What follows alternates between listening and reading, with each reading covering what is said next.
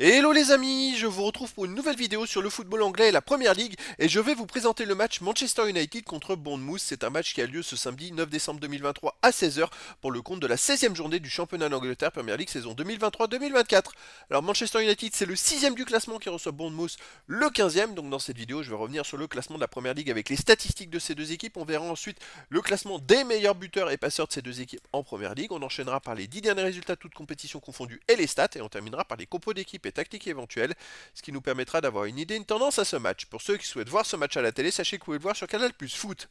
Alors au classement, on a donc Manchester United qui est 6ème de Première Ligue avec 27 points en 15 matchs, 9 victoires, aucun nul, 6 défaites, 18 buts marqués, 18 buts encaissés, 0 de différence de but. Alors ce qu'il y a de bien avec Manchester United, c'est ou tout ou rien. Alors ils font pas de match nul, moi c'est pratique, quand ils gagnent, c'est 3 points, le match nul c'est qu'un point, ça vaut rien. Et c'est pour ça qu'en fait, finalement avec 6 défaites, ils se retrouvent à seulement 9 points du premier Arsenal. Je dis bien 9 points parce que c'est vrai qu'il n'y a pas tellement d'écart avec les victoires à 3 points, ça peut aller très vite. Bournemouth de son côté est 15ème de Première Ligue avec 16 points en 15 matchs, 4 victoires, 4 nuls, 7 défaites, 18 buts marqués, 30 encaissés, moins 12 de différence de but. Et voilà l'importance des matchs nuls et des victoires. La différence c'est que, vous voyez, Manchester United a perdu seulement un match de moins que Bournemouth et ils ont 11 points de plus au classement. Ça fait une énorme différence, hein.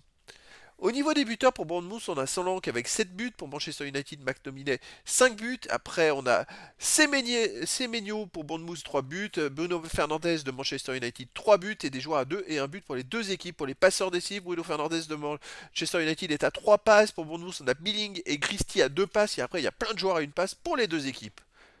Allez, les 10 derniers résultats, toutes compétitions confondues. Alors pour Manchester United, c'est 5 victoires, 1 nul. Il y a quand même un nul au milieu de ça. 4 défaites, 14 buts à marquer, 15 encaissés, moins de différence de but. Alors le nul, c'est 3-3 à Galatasaray. Mais en même temps, ils ont fait tout, quand même l'exploit d'aller perdre 4-3 à Manchester United, de perdre 4-3 à Copenhague et de faire 3-3 à Galatasaray. C'est-à-dire que j'ai jamais vu ça en 3 matchs à l'extérieur de Ligue des Champions, qu'une équipe marque à chaque fois au moins 3 buts et en prenne au moins 3. C'est assez hallucinant. Je crois que ça doit être un record dans l'histoire de la Ligue des Champions.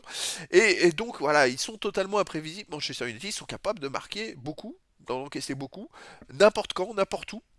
Alors chez eux, ils restent sur une victoire contre Chelsea, 2 buts à 1, une victoire contre Luton Town 1-0, une défaite contre Newcastle 3-0, une défaite contre Manchester City 3-0, une victoire contre Copenhague 1-0. Donc voilà, on sait pas trop.